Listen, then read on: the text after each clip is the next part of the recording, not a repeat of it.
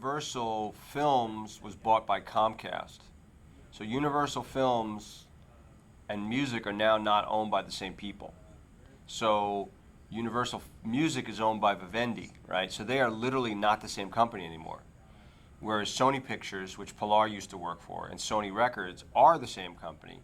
So what Pilar was complaining about was it's her sister company, right? So when she was there, she was talking about the synergistic aspect of the game, and she wasn't finding it accommodating. Um, so now Universal, again, there's three divisions of Universal, or more, many more divisions, but there's the publishing side, there's the record side, and there's the movie side. But again, the publishing records are owned by the same people, but the film are not owned by the same people. So Right, so she'd be referring to more like working with Interscope or like a music owned, like a Universal Music Group. yeah, so she was talking about, right, she was talking about the licensing aspect. Sony just being a company that has a much tighter, again, they're Japanese owned, so, and the structure is very regimented as the Japanese are. So again, I don't know if this is necessarily there, but I'm in business with Sony on the Janis Joplin movie, which, by the way, will be released theatrically November 27th, and I will let you know if and when there are screenings or the film is opening in D.C.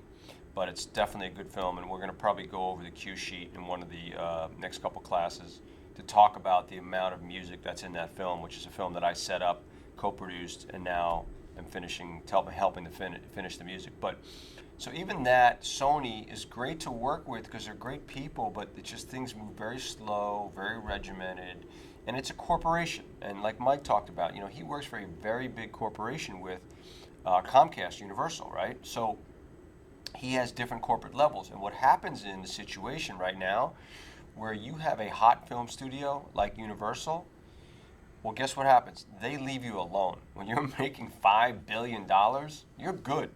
Right? When you get cold and when movies don't open, you're not so good. And what happens is they second guess every time a movie doesn't open up. First people to get fired are the marketing people, right? And then it becomes, well, who's running the studio? Are they making bad creative decisions in making these kind of movies? Or, like I said, the first people to blame, Washington Nationals, right? Classic example. What happened this week? They didn't make it happen, did they? They didn't make the playoffs. The Mets beat them by a full 7 games, and they were predicted by everybody to win the National League East pennant. But because they had a lot of injuries, and you saw what happened. Some of you guys who know baseball, there were fights in the dugout with their star players. And bottom line, who gets blamed? The manager, right? The manager didn't keep it together. The manager wasn't on the field during any of those games, but he gets fired. So in a marketing environment, when things are cold, those guys are the first to go. So what Mike was talking about was really interesting about the trailer people, right? They want to put the biggest, baddest songs in there, the Eminems, the Jay-Z, Kanye was the one he couldn't remember of a guy, because I used to license Kanye's music at Universal at Island Def Jam, and I know the calls that I would get for the trailer licenses, for his songs, because his songs have impact. There's just a certain thing about those records that just have impact. And so they'll spend $500,000 up to $1 million on the music for a trailer because it's that important to open a movie. And a trailer, as you sit in that theater, my wife and I will go, thumbs up, thumb down, and if it's a chick flick, she's in. If it's an action flick, more like I'm in or whatever, and then sometimes you meet in the middle. The bottom line is music helps to sell that film for me, right? I went to see 50 Shades of Grey. I actually tried to read that book. My wife had it. I picked it up, and I was like, I couldn't read this thing. It was ridiculous, right? I didn't realize they wrote like that. Softcore porn was like unbelievable to me. I didn't know that was out there, but it's amazing. But so to see the music in the movie and see how it was executed as a student of the game, I went to see that movie opening weekend, and I loved it for what it was. You know what I mean? So I hope that answers your question, Seth. Anybody else have any thoughts about Mike? Katie?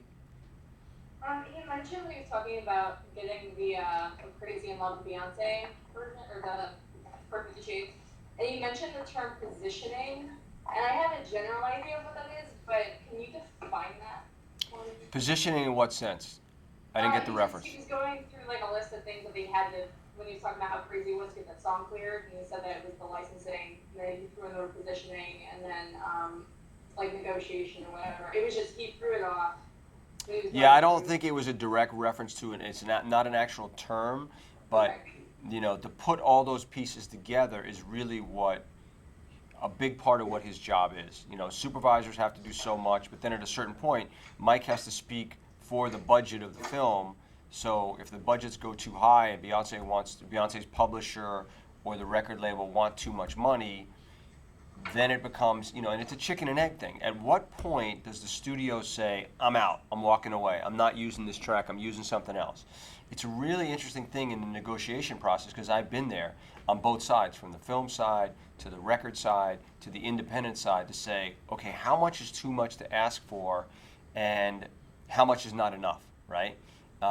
When do you blow a deal? When do you not blow a deal? And one of the classes I do want to get to is a mock negotiation with an attorney who does this every day, because I think it's really important to see. And you guys who've been in John's classes have seen mock negotiations in process.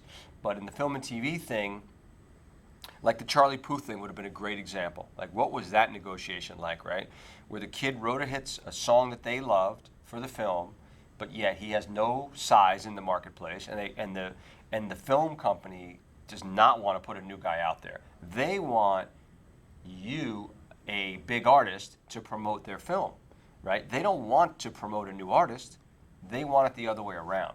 So in this case, the label won because they got Charlie Puth out there in a massive song, and Mike told me during the break that that song today reached 1 billion views, and it's the fastest fastest song to 1 billion views, even quicker than our friend Psy, whose song was. That's right. So again, you know, these guys are doing. You're operating on high when you're at this level of a studio, and they're winning on this huge platform. And Mike is, like I said, one of the best liked guys in the game. Who's really, you saw his history, man. He's come up through it, and I want to go back to those beginning jobs, right? Everybody today thinks that they should walk out of school and get the job that they want, right? And I'm here to tell you it's just not possible, right? But you have to think much like a chess game. Are there any chess players in the room? Anybody play chess? So chess is about not this move, not the next move, but the next move after that. And if you you leave your flanks unprotected, you get hit. So you have to be thinking 2 to 3 moves ahead in any game on that board. So in the job market and your setup, what I liked about Mike was, you know, he got this PA job, he got an assistant job for a huge director, but he left. He didn't stay.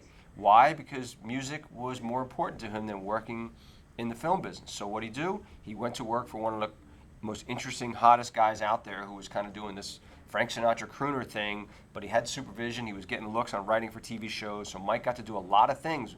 So he went to work for a smaller guy in the studio and learned the technical aspects, right? And then he took a left turn and went to this news thing, which got him more experience. And then all of a sudden, the big killer thing, right? What did he do? He sent out 100 letters. Can you imagine that? Like 100 letters. And he got one guy to hit him back, and the one guy was the key guy he needed that changed his life, Robert Kraft. So again, I bring these guys in not only to drop big names and share experiences, which is always fun, but that path and that track is so important for you guys to really soak it up and think about what's the master plan and how am I going to get to where I want to get to, and am I going to get frustrated on the way there? Absolutely. But you have to think, what are those 2 or 3 moves, those 2 or 3 jobs I take before I try to position myself to get to that next place? It's like when you back your car in, right? You may have to take a bunch of different backup and turns to get to where you want to get that car safely in there. But that's the nature of that game. So I think that's really important. That's why I ask everybody to talk about their career paths, and you know, it's always interesting. And Mike chose that corporate path, and I went off that corporate path because I wanted to make movies and do different things like that. So it's kind of interesting. Any other questions on that topic? Hold on, I got technical Question. I couldn't hear. You looked there. Okay, so next week, You moved. what's going to happen? How's that? Good? Looks good too. Next week, what's going to happen is I have to go to a conference to speak at a conference in Finland, and I'm going to most likely direct a music video for a Finnish artist there while I'm there. So what we're going to do is, one of the papers I got was, best film moment was from American Horror Story. So I love the paper, and I basically called PJ Bloom, who is the supervisor in that, also does Glee. He's the top 1 or 2 supervisors in the TV world. And so PJ, I'm gonna tape a show. I'm gonna tape a class with him probably Monday night, and then on Wednesday we're gonna put it up. So you guys don't have to come to class Wednesday, but you have to watch the class on Wednesday or Thursday, and then I'll also email you about what I want, a recap of that. Because again, if I'm not in the class, if I'm not seeing it, I want to know what it is that I missed. And some of your papers on the recap when Pilar spoke were fantastic. Some gave me real insight into what I missed, and others were just straight recaps. So, you know, again, I want to know always in these papers what you learned. That's the most important thing to me. And again, it's nice when you do recap because I hate missing my own class. But the international world is out there, and you got to go get it. So that'll be next week, and that'll be class number 7. Let me just consult the. I'm redoing the syllabus for you with the differences we put together. So there's a couple questions I have for you. You know, we're not going to get to all the topics, obviously, that I'd like to this semester. We'll do the TV's prolific music supervisors. The other class preferences are creation for video games, creation for TV commercials, the power of production libraries, the head of a television network, which I had lined up Steve Vincent from the Disney to talk about what he does, and then music for trailers. We also have to fit in a little midterm in there, so which I want to do probably in the next 2 weeks, figure out what that midterm looks like and how we do that. And so anyway, any of those topics, I mean, are there any things that people really like better than others that you think, you know, show of hands, how many people want to talk more about video games? Okay. I'm biased though. All right. Oh yeah, you could teach the class now, right? Couldn't you? What about music creation for TV commercials? You guys like that topic? Okay. There's also another thing I was thinking. The guy who does the music for Armor All, which is a big, Armor All. I meant to say Under Armour, which has become a huge brand in the sportswear world, lives in Baltimore, and I talked to him at Lollapalooza and after that about coming in. So maybe we could come in live and do that class together, do the advertising. Trailers, how do you guys feel about trailers? Yes, interested? Okay, so we'll do trailers. So we'll probably do TV, trailers. Production music is something you have to know about.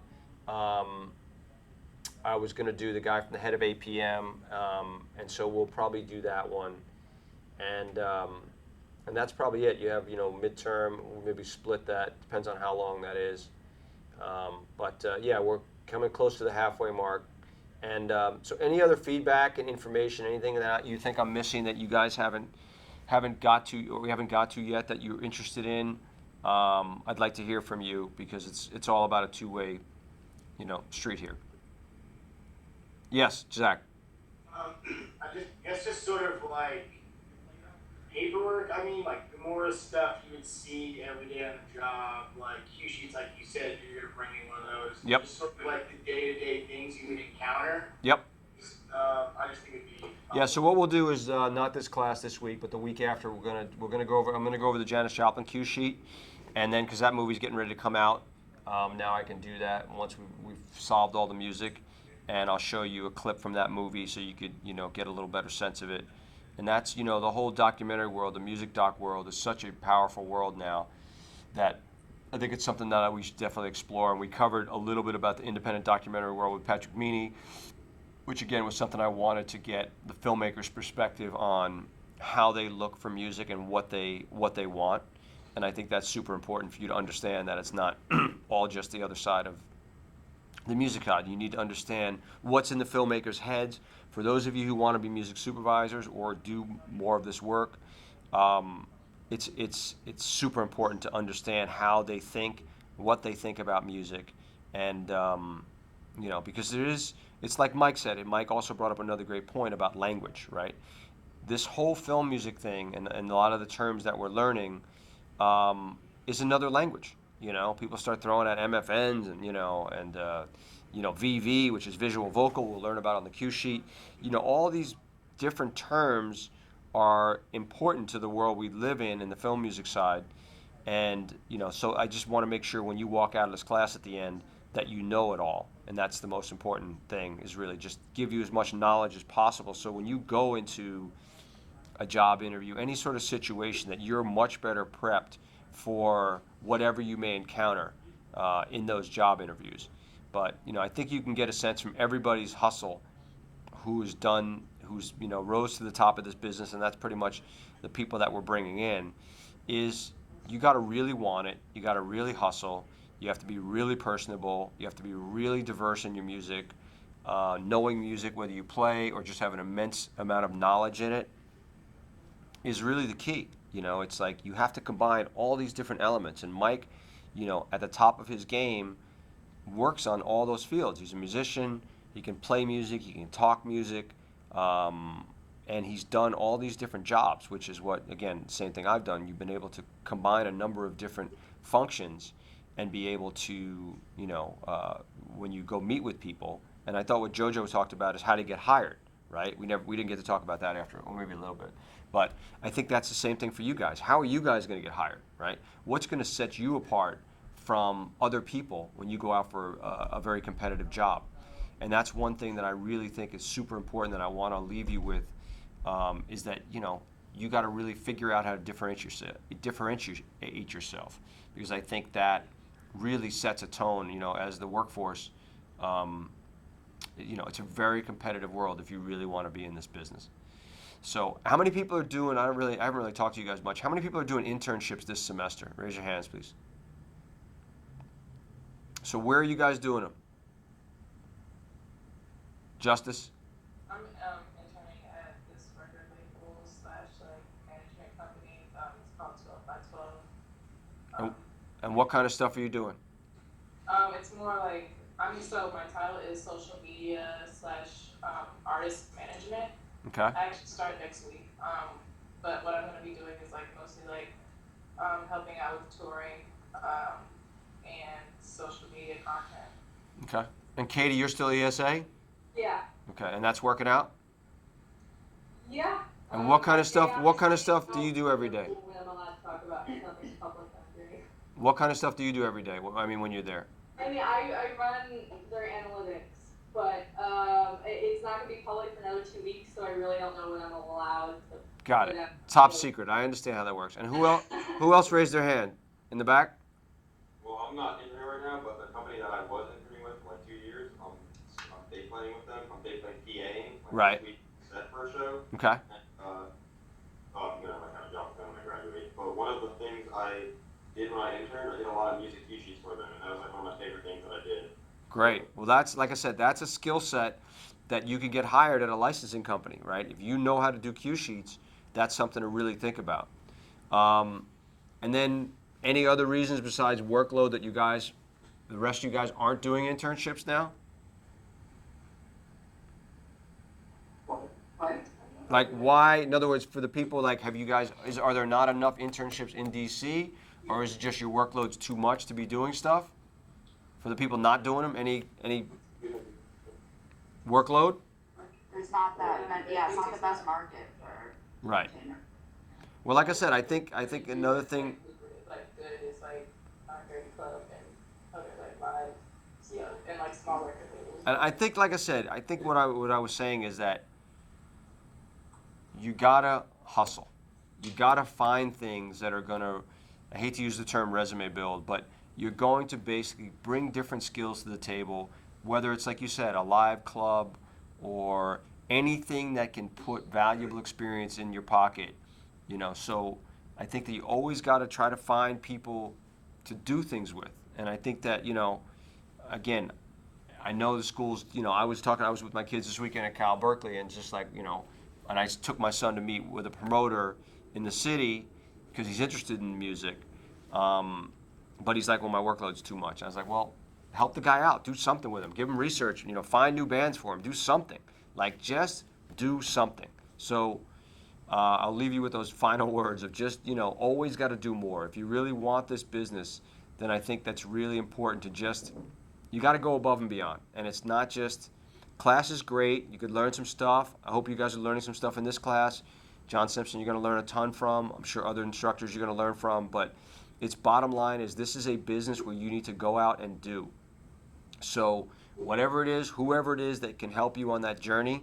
And another good example was a guy who, my friend's, a good friend of mine's son was always a hustler. He was always trying to create this show in Athens. He went to UG, and he had this whole live show. He got Coca-Cola to kick in money, and he got starter money, and he got a whole bunch of things together. He couldn't quite get it together. But the bottom line is, and then he knew someone who walked him into CAA for an interview. Now, normally the CAA, this is the biggest talent agency in the world. Normally it's, you get maybe accepted into the mailroom, and then if you can graduate from that, through that boot camp, then you get to be a floater, and then maybe someone picks you and they put you on their desk as an assistant. Well, because of, his background and his doing this, his hustle, he got put on the youngest agent at CAA's in the literary department. And for 3 months now, the guy's been working from 7 a.m. till midnight, right? And he's come to my house and he's debating with me if he can handle it and what it takes. And I said, dude, think about it like you're in the Marines on a different level. This is your boot camp, right? If you want this career in the military or you want this career in entertainment, that's what you got to do. And it's not for everybody. So you got to ask yourself, how can you make your college experience better so that when you get to that place as soon as you graduate, that you have that experience on some level or other, that someone can find it valuable to hire you right away. And then so in other words, that experience of college, the more stuff you put on the board in college, the more you're going to be that accepted quicker into the job force. So again, enough of that, but you guys get what I'm saying. It's just, anytime you want to talk about anything, I'm always open to email and talk. We set up a time to talk, but I just want to help you as much as possible because, like I said, this is a business of you really got to want it. So any other thoughts or questions before we shut it down early?